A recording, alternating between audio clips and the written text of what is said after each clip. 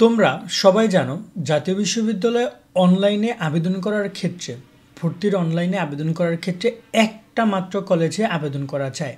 তবে তোমরা জানলে অবাক হবা, তোমাদের কিন্তু এই সুযোগ না। এরপরে তুমি চাইলে 5টা কলেজেও অনলাইনে আবেদন করতে পারবা।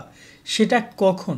এই প্রশ্নটা অনেকেই করছিল এর আগে, যখন আমরা আবেদনের পুরো নিয়মকানুন প্রসেসটা নিয়ে আলোচনা করছিলাম। তখন প্রথমত তোমরা যখন পরীক্ষা দিবা, তখন তোমরা পরীক্ষাটা মূলত দিচ্ছ একটি কলেজের অধীনে, কিন্তু সেখানে যদি তুমি পাস করো বা ভালো নাম্বার পাও, কিন্তু সেই কলেজ তোমাকে নিল না, কারণ সেখানে অনেক প্রতিযোগিতার সম্মুখীন তুমি হইতে পারো। সেটা তো তুমি এখনই বলতে পারতেছো না যে সেখানে কতজন আবেদন করবে, কতজন তোমাকে নিবে, কতজনকে নিবে না, এই বিষয়টা তো তোমরা জানো না। তো তোমরা নর্মালি আবেদন করছো, তো সেই কলেজ যদি তোমাকে না নেয় এবং তুমি যদি পাস করো, এর পরবর্তী সেকশনে গিয়ে তুমি 5টা কলেজেও আবেদন করতে পারবা। সেক্ষেত্রে একটা নির্দিষ্ট সাবজেক্টের উপরে তুমি এই আবেদনগুলো করবা। কোন কোন কলেজে আবেদন করবে সেটাও জাতীয় বিশ্ববিদ্যালয় তখন তোমাকে জানিয়ে দিবে। সেই প্রসেসটা যদি বলি, সেই প্রসেসটার নাম হচ্ছে first release slip. First release স্লিপে তোমাকে আগে এখানে প্রসেসটা পুরোটা বোঝো। তুমি যখন পরীক্ষা দিচ্ছ, দেন তোমার প্রকাশ করা হবে ফার্স্ট মেধা তালিকা।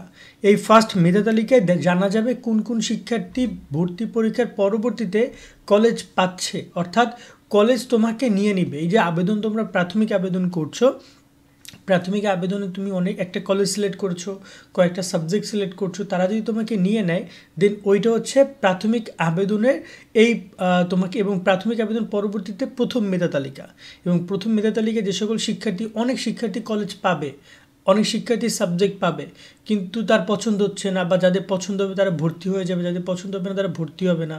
এরপরে আবার দ্বিতীয় মেধা তালিকা, যেখানেও কোনো আবেদন করার সুযোগ তোমরা পাবে না। তোমাদের ওই আগের আবেদন যে করেছিল তার উপর দ্বিতীয় মেধা তালিকা করবে, তারা কাজ করবে। দেন কোঠা রয়েছে।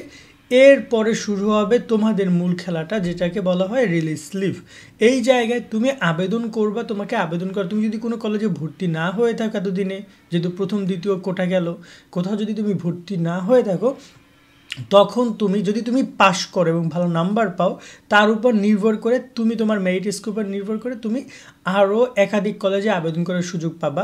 এটা বিগত বছরে 3-5টা কলেজে আবেদন করার সুযোগ দিয়েছে। এখন এবছরে কতগুলো দেয় ভর্তির বিজ্ঞপ্তিতে ওরকমভাবে উল্লেখ করা হয়নি, বাট খুব শীঘ্রই যখন তোমাদের রেজাল্ট প্রকাশ করবে, যখন রিলিজ স্লিপ চালু করবে, তখন তারা এই বিষয়গুলো জানিয়ে দিবে যে কতগুলো তারা তোমাদের ভর্তিতে রিলিজ স্লিপে অ্যাপ্লাই করার সুযোগ দিচ্ছে। এবং এই রিলিজ স্লিপ অ্যাপ্লিকেশন আবার একবার না, 2বার। তুমি প্রথমবার আবেদন করবা, যদি চান্স না পাও দ্বিতীয়বার আবার আবেদন করার সুযোগ পাবা। এবং এখানে বলা যায় যে যারা যারা ভর্তি হবা তারা আসনগুলো ফিল আপ করে ফেলবে, বাকি শূন্য আসনের বিপরীতে রিলিজ স্লিপগুলো চালু করা হবে। সো এই জায়গায় তোমাদের কনফিউশনের কোনো জায়গা নেই। তোমরা যে একটা কলেজে আবেদন করেছো, যদি এখানে চান্স না পাও তাহলে কি হবে, কই যাবো, মনে হয় না আর ভর্তি হতে পারবো, এরকমের কোনো কিছুই না। মনে রাখবে, জাতীয় বিশ্ববিদ্যালয়ের অধীনে প্রায় 800-র উপরে কলেজে অনার্স চালু রয়েছে, এবং প্রায় কয়েক লক্ষ, 3 থেকে 4 লক্ষ, বা কোনো কোনো ক্ষেত্রে আসনের সংখ্যাটা নিয়ে একটু কনফিউশন রয়েছে, 4-4.5 লাখ শিক্ষার্থী ভর্তি হওয়ার সুযোগ পায়।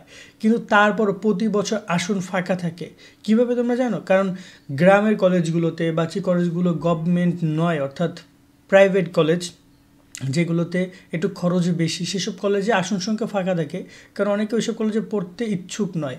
সরকারি কলেজের উপরে বেশি, প্রথম ধাপে সরকারি কলেজগুলোর উপরে সবচেয়ে বেশি প্রেশার থাকে। দেখা যায় 100 আসন আছে বা 200 আসন আছে, সেখানে অ্যাপ্লাই করেছে 2000-3000। তো এরকম একটা প্রতিযোগিতার সম্মুখীন সরকারি কলেজগুলো হয়। কিন্তু অ্যাট এ টাইম যখন রিলিজ স্লিপ হবে, তখন দেখবে যে সরকারি কলেজগুলোতে আসন সংখ্যা নেই, সেগুলো সব ফিল আপ হয়ে গেছে মেধা তালিকার মাধ্যমে।